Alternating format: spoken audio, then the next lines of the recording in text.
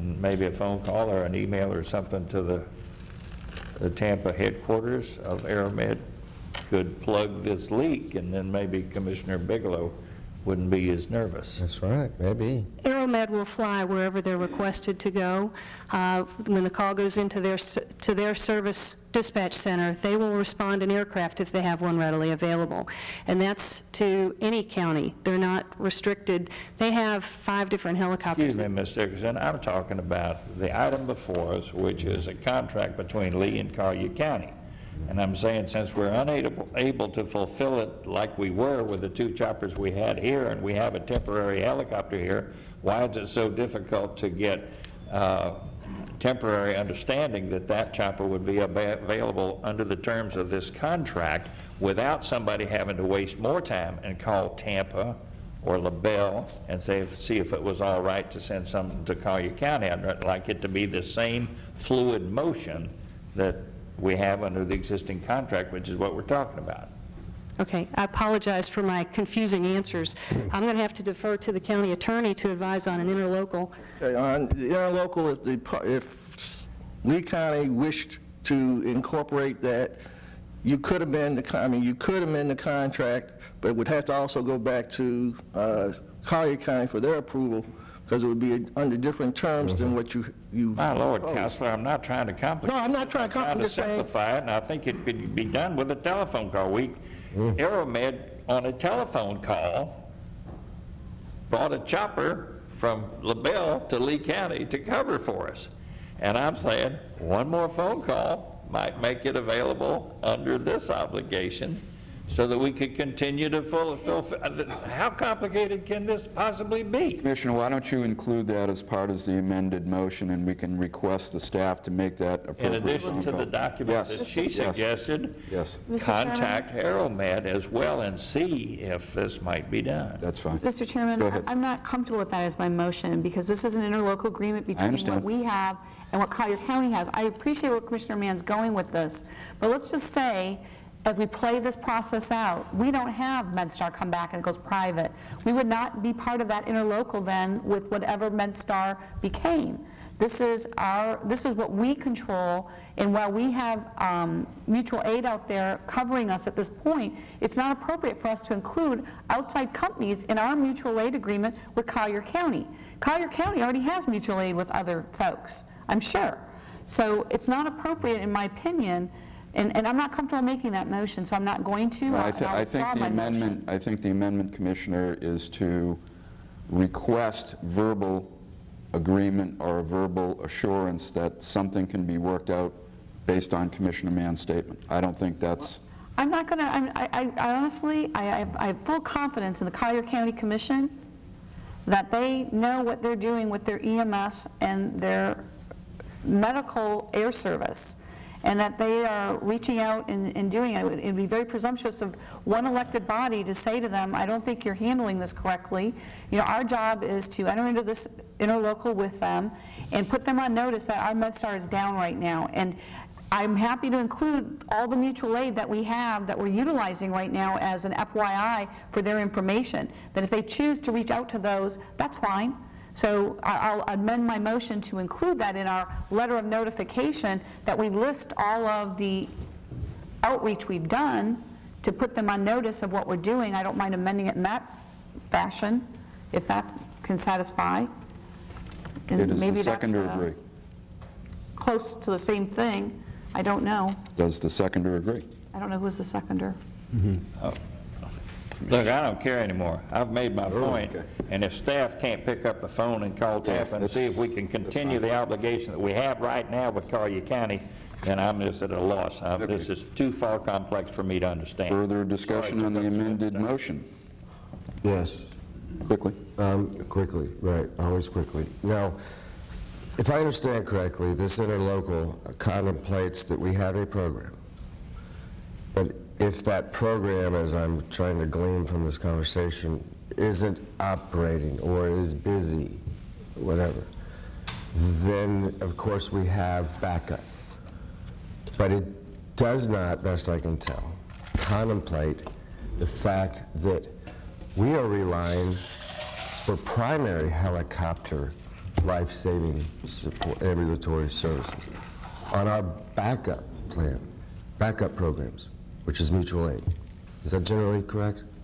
This interlocal, Currently, we are relying on backup helicopter ambulatory service, as understood and contemplated by the interlocal agreement that the Collier County. we're relying on a backup mutual aid service while our program is suspended. Right. And if that alone doesn't tell me that our liability exposure is in a much different stratosphere, then I don't know what it tells me.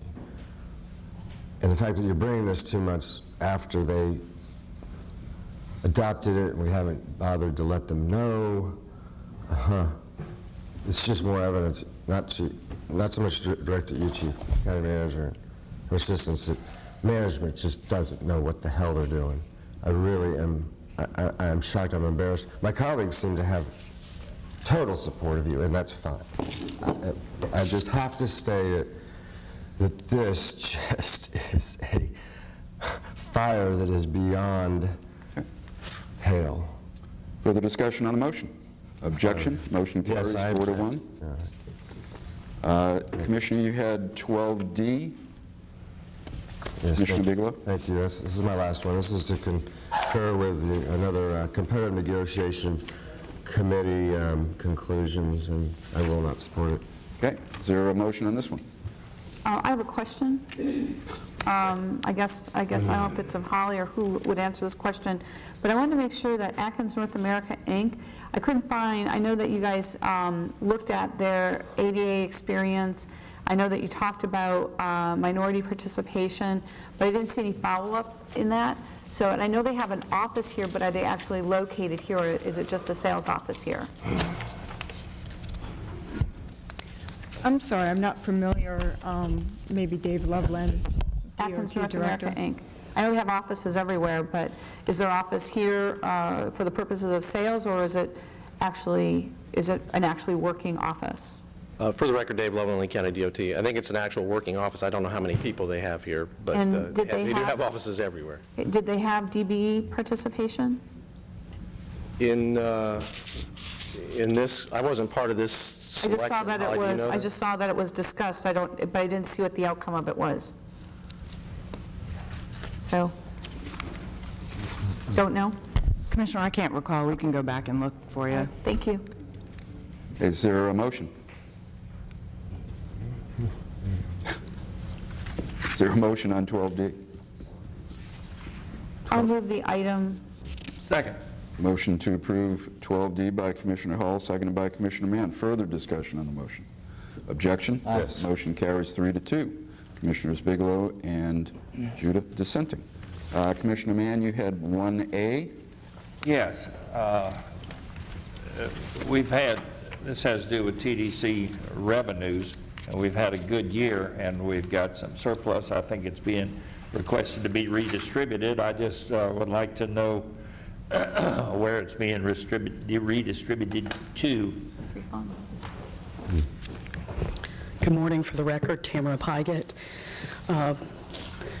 The funds will be allocated according to the tourist tax breakdown, 53.6%. Oh, the exact same, that's a pro rata share that we have right now. Correct. Okay, I didn't know if you were favoring some other division. No, sir, that's the exact breakdown. Thank you very much. I'll move the item. Motion to approve 1A by Commissioner Mann, seconded by Commissioner Hall. Discussion? Yes. So, Thank you. Tim, this is a budget amendment. This is a budget amendment. Yes, sir. In order to get this on the agenda, I guess it was in the queue for the SIRE program several weeks ago. We had a budget hearing last Wednesday. This is for the current year budget, not for next year's budget. This is retrospectively adjusting last year's budget. The FY 2011-12 budget. Essentially, we have more revenue than we anticipated. It creates a little bit of an accounting problem Okay. because the transfers out are automatic. So what we're doing is correcting the budget revenue so that we can send the funds into each category appropriately.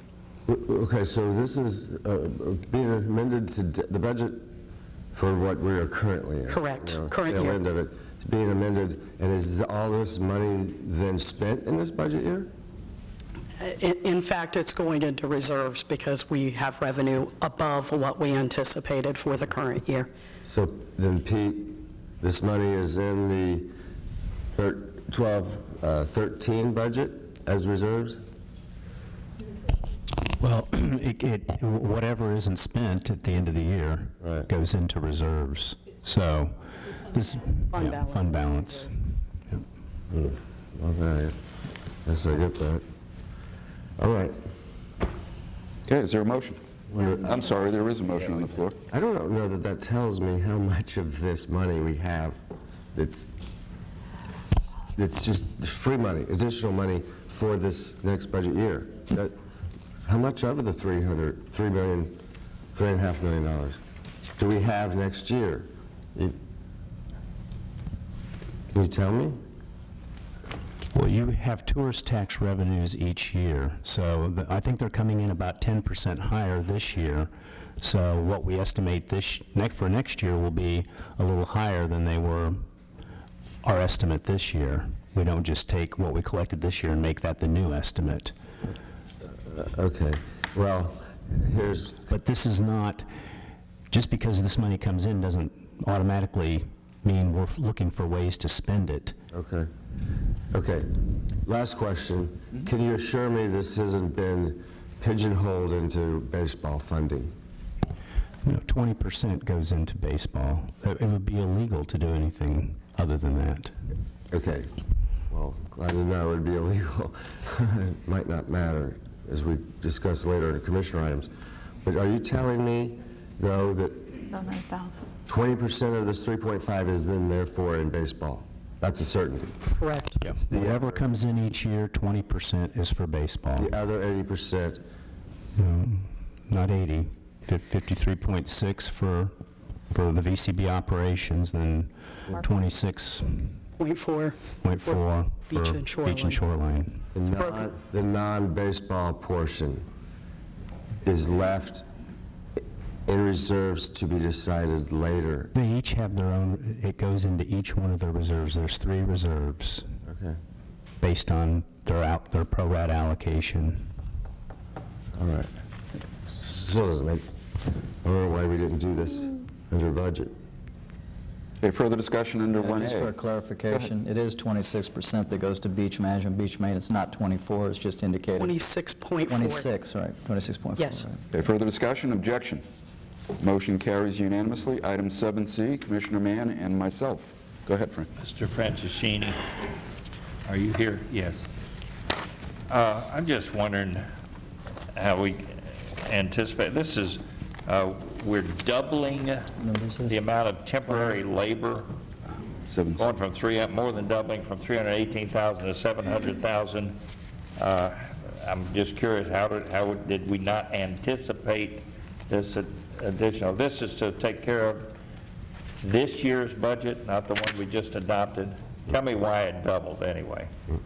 Absolutely. Good morning, Commissioners. Bob Franceschini with Procurement for the record. This quote was originally done for our friends at Solid Waste. It became extremely popular and was started to be used countywide by other departments, including Parks, which has really moved that figure up. So while we originally anticipated fairly accurately that solid waste would be around that original $300,000 range, when other departments got involved in it, it started pushing that number up.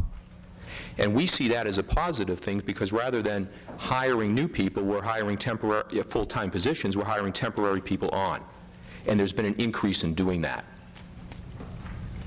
Because we've frozen hiring, essentially. Correct. Yes, sir.